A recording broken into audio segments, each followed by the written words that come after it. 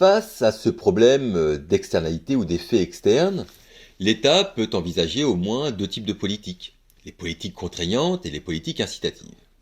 Par exemple, si on prend ou si l'on reprend le problème du tabac, l'État applique des politiques réglementaires, donc contraignantes. Les vendeurs n'ont pas le droit de vendre aux mineurs. Je suis pas sûr que ce soit bien respecté par tous les vendeurs, mais enfin bon. À l'extrême, l'État pourrait interdire totalement le tabac comme on interdit certains produits chimiques. L'État peut aussi chercher à diminuer le nombre de consommateurs en jouant sur le budget du consommateur. C'est une politique incitative. C'est pourquoi il y a de lourdes taxes sur le tabac. C'est une politique incitative de type fiscal.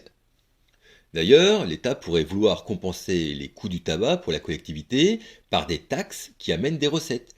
C'est ce qu'on appelle l'internalisation des externalités. Dans ce cas, le vrai prix d'un paquet serait, alors je dis ça de mémoire, à peu près de 20 euros et pas 10 euros et encore moins 5 euros.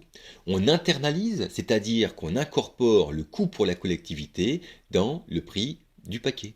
Autrement dit, le paquet de tabac a un prix réel, on y ajoute des taxes qui ramènent des recettes et ces recettes permettent de compenser le coût des externalités.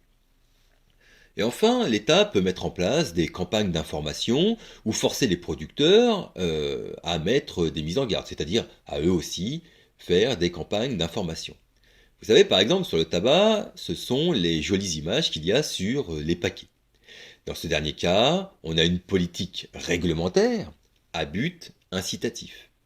L'exemple du tabac est intéressant parce qu'au bout du compte, il est un mix de toutes les politiques. Pour les externalités positives, on peut avoir le même raisonnement. Par exemple, avec la lutte contre le coronavirus, la découverte d'un remède va entraîner la vente de ce remède.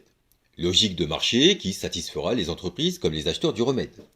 Mais une fois ce remède en circulation, la vie reprendra, et notamment la vie économique.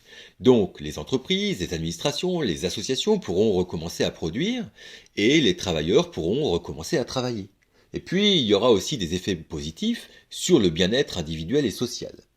Le problème, c'est comment encourager des entreprises à agir pour la collectivité et pas seulement pour elles-mêmes. On peut envisager des formes de subventions, on peut envisager des exonérations d'impôts, on peut envisager des partenariats.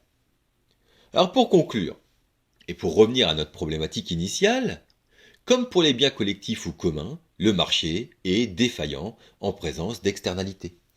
L'État est obligé d'intervenir soit pour faire disparaître, soit pour faire diminuer les externalités négatives, soit pour prendre en charge leurs coûts. Et pour les externalités positives, c'est un peu la même chose. L'État doit encourager la production de biens et de services qui génèrent de telles externalités.